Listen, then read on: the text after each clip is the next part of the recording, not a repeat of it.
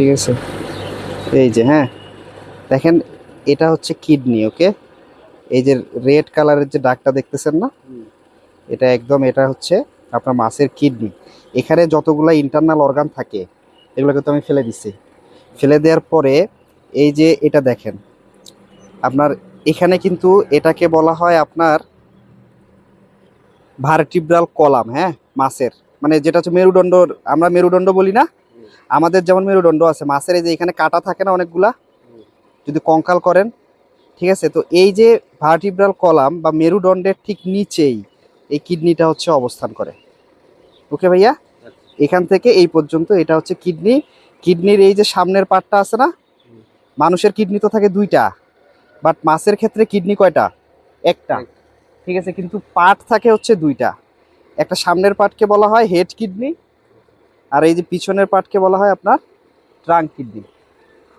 আপনার head kidney থেকে আপনার হচ্ছে বিভিন্ন ধরনের যে ইমিউন সেল, তারপর হচ্ছে রক্ত উৎপাদন করা ডাব্লিউবিসি আরবিসি, এই ধরনের সেলসগুলা সামনের কিডনির পার্টটা থেকে উৎপাদন হবে। আর এই পিছনের যে কিডনির পার্ট, এই পিছনের কিডনির পার্ট মূলত আপনার কি করবে, মাছের যে অ্যামোনিয়া, ইউরিন যে এক্সক্রেশন, কারণ মাছ তো এটা ফ্রেশ ওয়াটারে থাকে।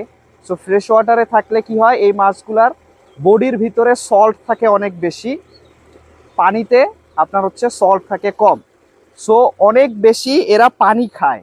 সো অনেক বেশি পানি খাইলে এই পানিগুলাকে আপনার হচ্ছে ইউরিন আকারে, এই অতিরিক্ত পানিগুলাকে ইউরিন আকারে এক্সক্রেট করে দেওয়ার কাজ করে এই ট্রাঙ্ক কিডনি, বা হচ্ছে এই কিডনির যে পিছনের পার্টটা আমি বললাম, এই ট্রাঙ্ক কিডনির যে গ্লোমেরুলাস থাকে, এগুলোর মাধ্যমে মূলত ইউরিনগুলা এখান থেকে বের হয়ে যায়। সো কিডনি একটা মাছের অন্যতম গুরুত্বপূর্ণ অর্গান। যদি কিডনি কোনো কারণে হচ্ছে ভালো মতো কাজ করতে না পারে, তাহলে পেট ফোলা রোগ চলে আসে। কারণ অতিরিক্ত পানিগুলা যদি ইউরিন আকারে বের করে দিতে না পারে মাছ, তাহলে কিন্তু কি হবে, এগুলো সেলের ভিতরে অনেক বেশি হচ্ছে পানি জমে, হ্যাঁ, আমরা পরে হচ্ছে সেলগুলো ফুলে পেটের মধ্যে হচ্ছে পানি জমে থাকবে। বিশেষ করে ছোট ছোট মাছের ক্ষেত্রে পেটে পানি জমা হয়। এই পেটে পানি জমার মেইন কারণই হচ্ছে আর্লি স্টেজে কিডনিটা হচ্ছে ভালো মতো ফাংশন করতে না পারা। কিডনি যখনই ভালো মতো ফাংশন করতে পারবে না, তখনই কিন্তু পেটে পানি জমা থেকে শুরু করে বিভিন্ন ধরনের রোগ বালাই কিন্তু আসতে পারে। সো এটাই হচ্ছে সেই কিডনি।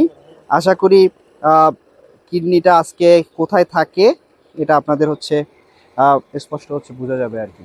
সালামু আলাইকুম।